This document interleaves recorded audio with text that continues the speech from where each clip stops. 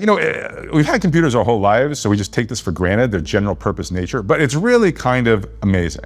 You do not buy a different computer to browse the web, and then another separate computer to like read PDF files, and then like another computer to do spreadsheet work, okay? You have one computer and it does all of those things. And I know you're probably thinking like, well, like obviously, like that's how it works. What do you mean? But like, think about like kitchen appliances, right? Like we have a small kitchen, and yet somehow there's very limited real estate. We use some of it for an oven and some of it for a toaster oven.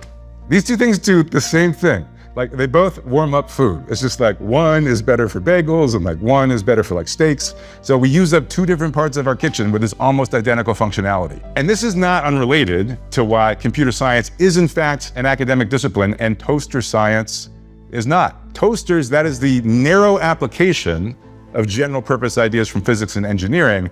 Computer science is about really computation. And again, computation is something that literally transcends technology. It's literally part of the mysteries of the universe. It took a while, honestly, for this to become like mainstream opinion, that computer science was actually a legitimate academic discipline. People were building computers already in the 40s to carry out various tasks. Mid-60s is when you saw the first academic departments in computer science. But even like in the 70s, Harry Lewis, who's a professor at Harvard, who later taught, Bill Gates and Mark Zuckerberg and people like that, was having a heck of a time convincing his colleagues that computer science made sense as a discipline, even as late as the 1970s, right? So the quote that he said a lot of his colleagues would make in the 1970s was, we don't have a department of microscope science for biologists. We don't have a department of telescope science for the astronomers. So why should we have a department of computer science? Even in the 1970s, it was not widely recognized as a scientific discipline. Happy to say, in the 2020s, it definitely is.